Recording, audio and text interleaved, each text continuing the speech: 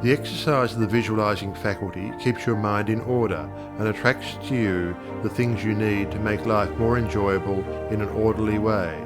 If you train yourself in practice of deliberately picturing your desire and carefully examining it, you will soon find that your thought and desires come and proceed in more orderly procession than ever before. Having reached a state of ordered mentality, you are no longer in a constant state of mental hurry. Hurry is fear, and consequently destructive. In other words, when your understanding grasps the power to visualize your heart's desire and hold it with your will, it attracts to you all things requisite to the fulfillment of that picture by the harmonious vibrations of the law of attraction. You realize that since order is heaven's first law, and visualization places things in their natural element, then it must be a heavenly thing to visualize. Everyone visualizes, whether they know it or not. Visualizing is the great secret of success. The conscious use of this great power attracts to you greatly multiplied resources, intensifies your wisdom, and enables you to make use of advantages which you formerly failed to recognize. We now fly through the air, not because anyone has been able to change the laws of nature, but because the inventor of the flying machine learned how to apply nature's laws, and by making orderly use of them produced the desired result.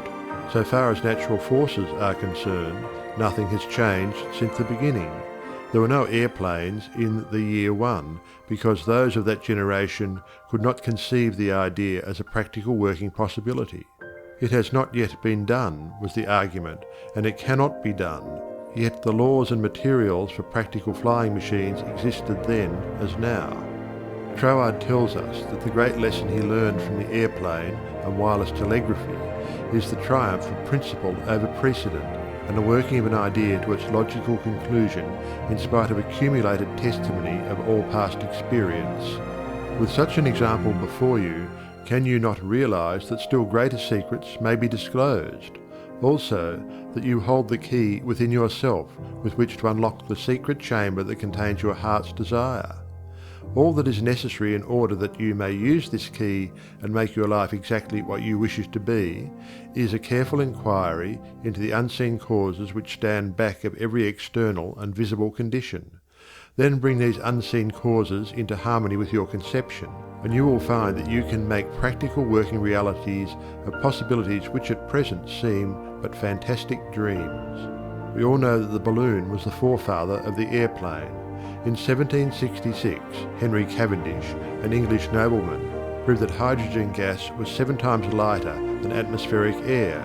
From that discovery, the balloon came into existence, and from the ordinary balloon, the dirigible, a cigar-shaped airship, was evolved. Study of aeronautics and the laws of aerial locomotion of birds and projectiles led to the belief that mechanism could be evolved by which heavier-than-air machines could be made to travel from place to place and remain in the air by the maintenance of great speed which would overcome by propulsive force the ordinary law of gravitation. Professor Langley of Washington, who developed much of the theory which others afterwards improved, was subjected to much derision when he sent a model airplane up, only to have it bury its nose in the muddy waters of the Potomac.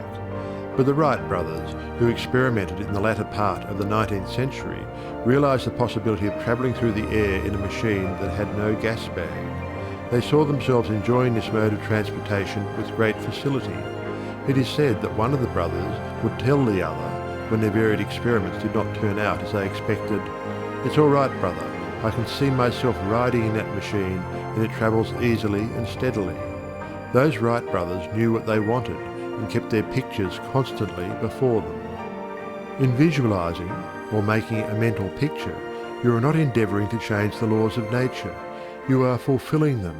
Your object in visualizing is to bring things into regular order both mentally and physically.